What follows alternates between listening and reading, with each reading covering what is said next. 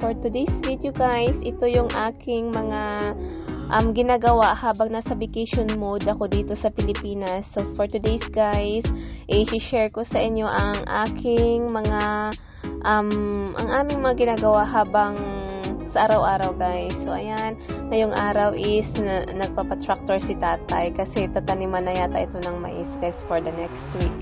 So yan nga guys, naaaliw kami dahil ang tagal ko rin hindi nakakita ng tractor kasi hindi naman talaga ako lagi lagi dito sa aming bahay guys, dito sa farm. Kaya lagi ako nasa city, lagi akong sa ibang lugar. Kaya ngayon, sinusulit ko yung bakasyon ko dito and nakakatuwa lang yung tractor guys kasi tumigil muna yung driver. Kaya kami muna ang nag-ano ng kapatid ko, nag-take ng chance para makapagpa-picture doon, makaupo, char. Kunyari lang alam namin mag-drive. Pero char-char lang yan guys. Char-char lang yan namin ng kapatid ko. And I'm thankful ako sa aking brother-in-law kasi siya yung aming photographer and videographer also guys. So ayan nga yung aming mga ginagawa habang wala pa yung driver ng tractor na yan guys. So ito yung aming day of my life dito sa province and of course yan yung aming kinaaliwan. And thank you so much dahil ngayong araw na ito is napakaganda ng araw. Napaka-sunny day ngayon guys. So which is nakakapagdulot ng happy mode sa amin. So ayan nga guys, mamaya i-share ko din sa inyo kung ano pa yung mga routine ko or ginagawa ko habang nandito ako sa Pilipinas. And of course, this vacation is very, very important for me dahil tinitake chance ko na rin yung mga pagkakataon para gawin din yung ibang bagay, yung mga mas importante pa dito guys. Pero itong video na ito is nakafocus on this sa amin dito sa farm guys, yung mga ginagawa namin noon nung bata pa kami, i-share ko din dito at makikita nyo guys.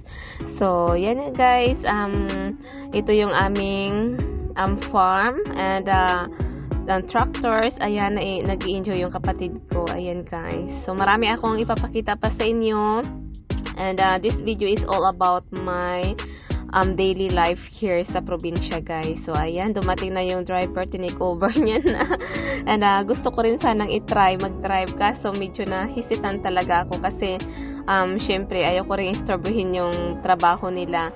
Kaya pala kami guys nagkaroon ng chance na makapag picture doon na makaupo doon sa tractor na yan kasi umalis muna yung driver. Hindi ko alam kung anong ginawa, baka naubusan ng gas or crudo or I don't know guys. So ayan nga, nakakatuwa lang. Share ko lang pala din sa inyo guys, ang ganitong klaseng lugar, isa ito sa mga pangarap ko talaga na tirahan. Yung malayo sa kapitbahay, tapos malawak yung area, tapos puros green ang paligid. Ayan, yan talaga yung pinaka dream place ko. Yung simple lang siya na bukid or farm. Tapos maganda yung lupa na matataniman ko. Makapagtanim ako ng mga prutas at gulay na gusto ko. And makapagparami ako ng mga animals, na mga hayop na dapat alam nyo na, mga manok, ganon, kung ano-ano pa na pwedeng makatulong sa livelihood. And alam nyo guys kung anong mas pinakamasarap pa lalo pag tumira ka dito sa farm is pag ang mga kasama mo is parehas kayong masipag, parehas kayo ng hilig, parehas kayong mahilig mananim, mag-alaga ng mga hayop, parehas kayo ng goal, and of course parehas kayo na ang inyong first priority is peace and living with harmony. So this place is very perfect guys. So isa na ako doon sa talagang nangangarap na and one day makakabili ako ng sarili kong farm guys. I really wanted to have my own farm one day guys.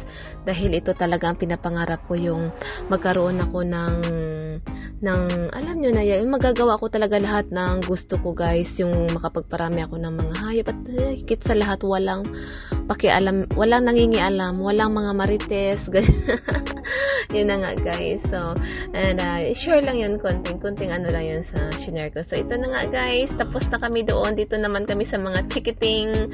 Ayan yung mga pamangkin ko, anak ng kapatid ko, ayan sila. I-enjoy talaga sila guys. Ayan. So bagong tractor yung aming land field. Ayan. And nagla-landscape itong mga pamangkin ko. So yan na nga guys, habang naglalaro yung mga pamangkin ko, ako naman ay kumayod ng niyog dahil kami ay magluluto ng isda guys.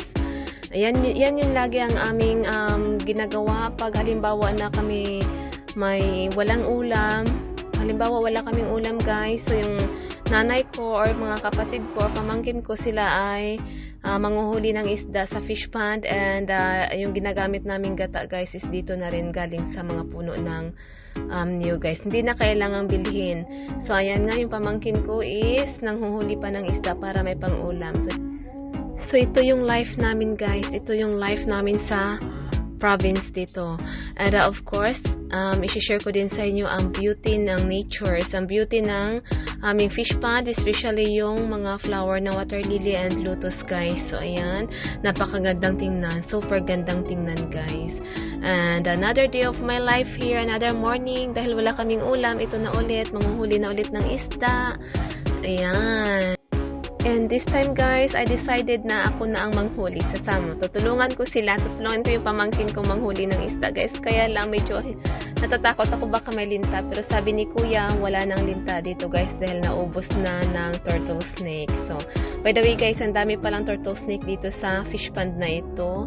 And, but okay lang kasi hindi naman masyadong delikado yun. So, yun nga lang kinatatakutan ko yung linta. Malay natin. Pero wala naman guys.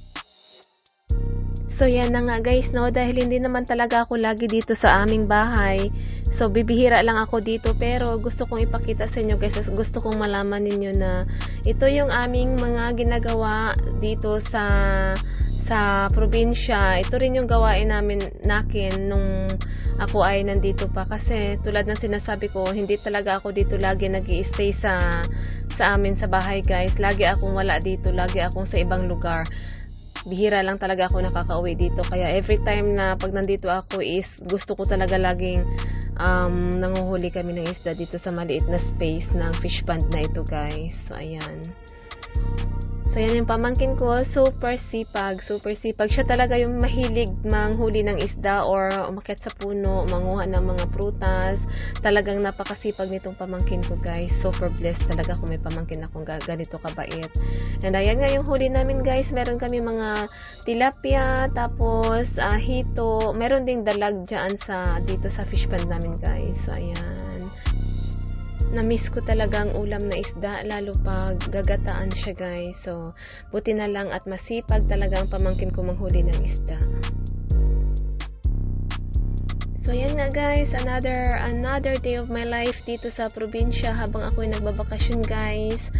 Ayan, gusto kong itry ang hawakan itong makinang ito guys. Ang tawag namin dito is bao-bao. Ngayong araw is nagpatrabaho si tatay dito sa creek. So, ayan, gusto kong itry, gusto kong hawakan kung ito ba ay mabigat or magaan, kung paano siya i-operate guys. So, buti na lang at mabait si kuya. Ayan, pinayagan ako. By the way, ang putik pala dito sa creek is malalim guys, kaya itong makinaryang ito guys ang dapat talaga para dito, ang bao-bao na ito. So, ditong bandang part na ito is medyo hindi pa kalaliman, but may mga part lalo doon sa una-unahan banda guys, it's super lalim. Ayan, so it's my turn guys. Let's see, dito ko malalaman kung ang makinang ito is magaan or mabigat. Ayan, so ayan nga guys, hindi na ako makapaghihintay, lulusob na si Darna. Char. Char lang guys. So ayan na nga guys, it's my turn talaga, so excited. Ayan.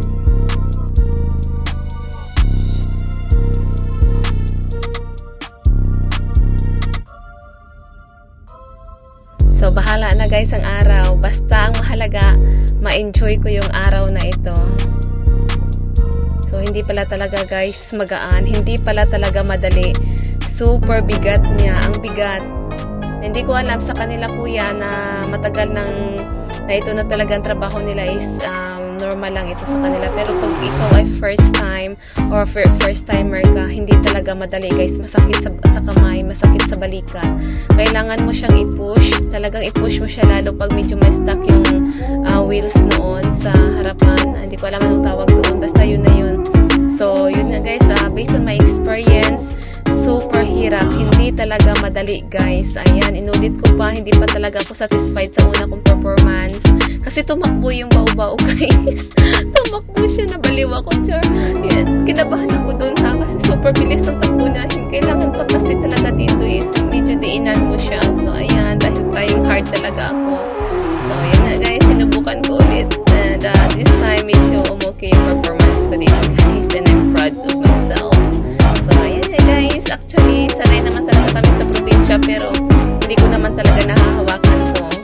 Kaya, first time ko itong na-try itong bao-bao na ito guys.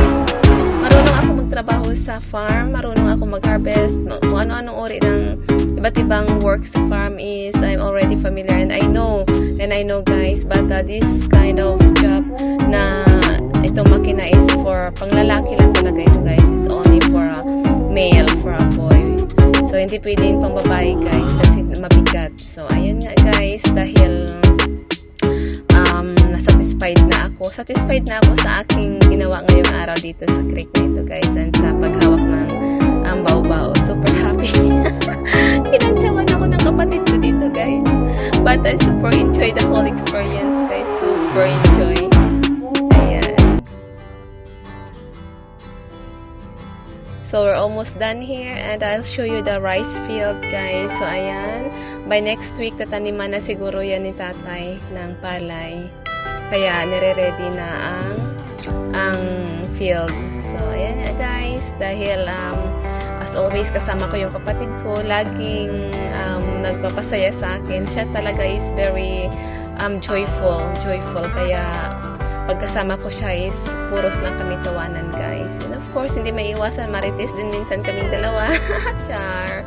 So, ayan guys. Thank you so much. Thank you sa inyong pag-suporta sa aking channel once again. And thank you for watching my video guys. And please, once again, please do me a favor na huwag nyo i-skip ang mga ads na dumadaan guys sa aking video guys because that's very important for me. So, thank you so much. See you in my next vlog guys. Thank you.